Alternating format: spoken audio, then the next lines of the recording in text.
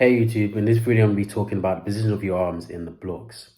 So when you're sprinting, not many people tend to think about the blocks in the sense of your arms, because when you think of blocks, your main focus is, okay, 2 steps, 3 steps, make sure the pedals are correct, make sure the block is in line, make sure I'm hitting the right positions in the blocks, but no one ever talks about your hands. Once you've got into all of that, it's like all the focus is on your legs, but basically none is on your hands. Whilst your hands can be the thing that completely ruin your block style. It's happened to me before.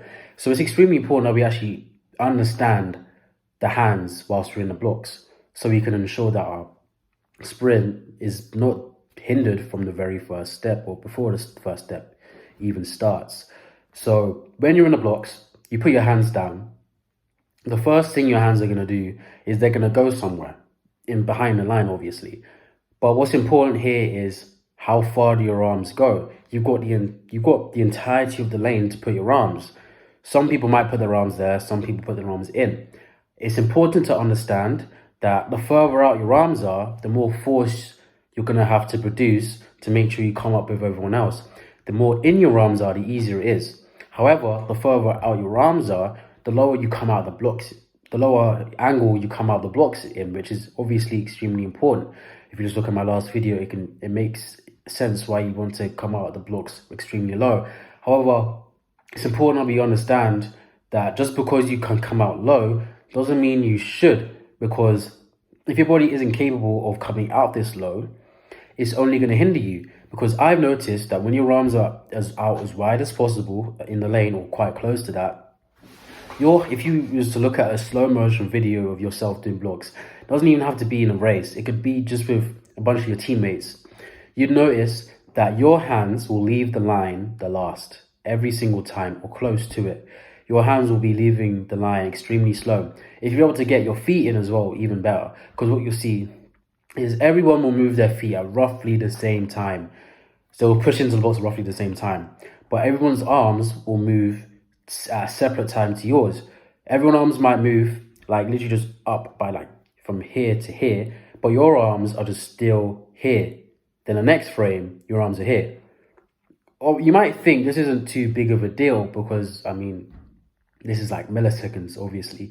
But it is, because if you're not able to move your arm at the same speed everyone else is, especially in a short race, this is going to be to your detriment, because you're not going to be able to come out as fast as you want to. Because generally, whoever gets their foot down the first tends to win the race, or at the very least, that person will medal. Well, not maybe it's not race wise medaling. Obviously, there won't be any medals, but they will finish quite close to first.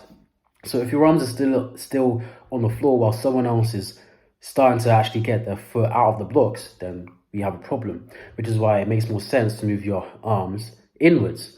The only con to your arms being inwards is that you're going to come out of the blocks with a much higher angle. However, it's extremely important that you understand most people, and I don't mean just non-elite athletes, I mean elite athletes, when they sprint, especially for the 100 meters, they have their arms inwards, because this is the fastest way to get their arms out, because they're all aware that whoever gets their foot down first has a lead straight away, just like that, they're leading.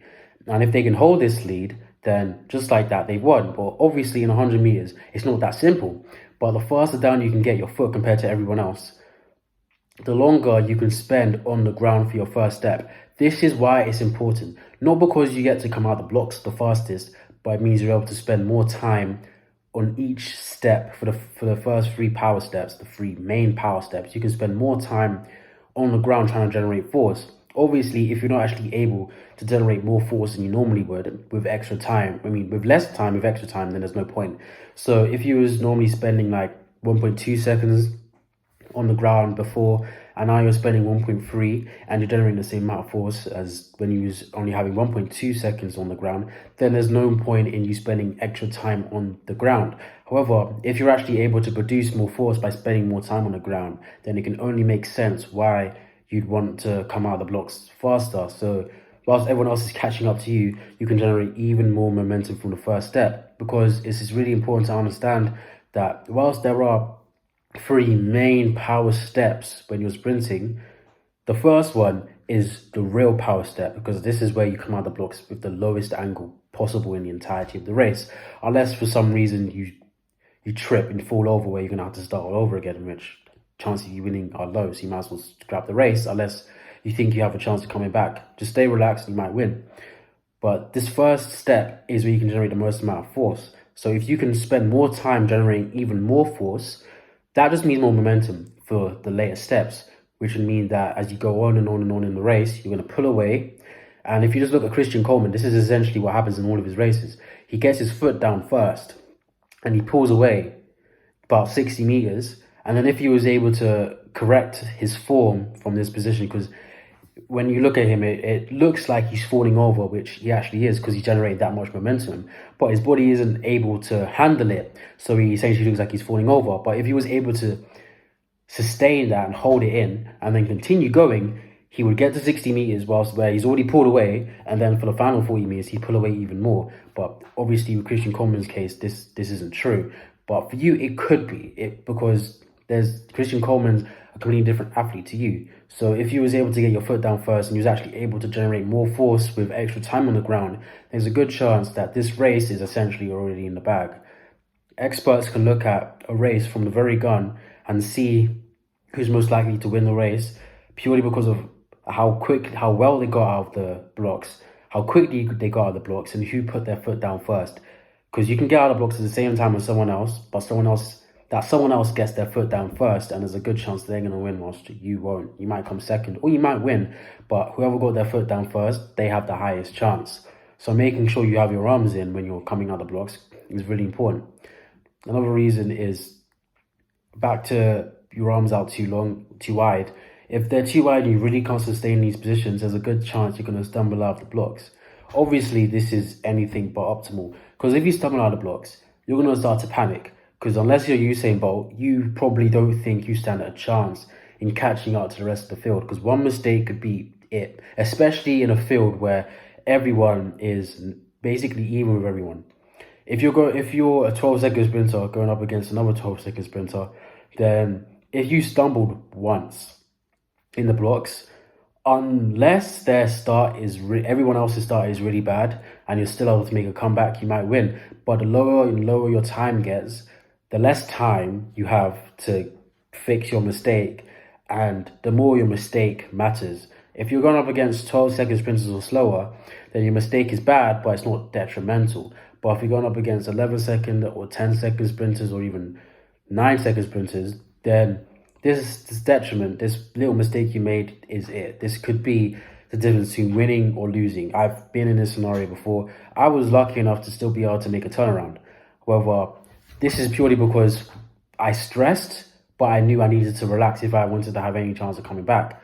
But if this happens to you, you might not relax. You might work yourself up. Because my natural style of sprinting is to stay relaxed. So it was easier for me. But if naturally you're more tense, then this mistake could just make you even more tense and just make it so that you winning, the chances of it happening just go down to zero, essentially. So making sure that your arms are in a position you can actually sustain is extremely important. Just to make it easier, if your arms aren't already in, make sure you just practice.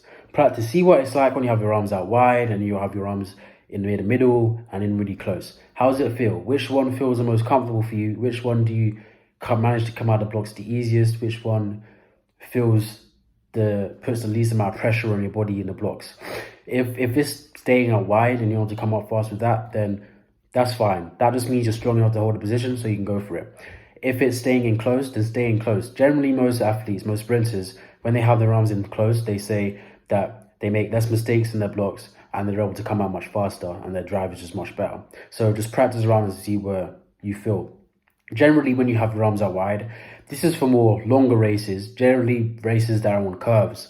So the 200 and the 400, for example, though the 400 is, again, down to personal preference, but some people say the start is extremely important. It is very important because you want to get to speed efficiently and then hold it.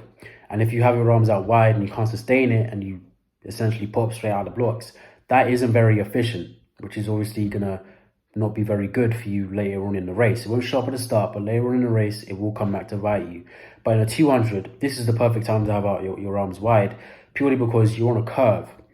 And when you're on a curve, your arms are tilted, they're not straight, they're tilted slightly. And this is perfect because you want your arms to not go upwards, forwards, and backwards, but you want them to go like this. You want your arms to go like this.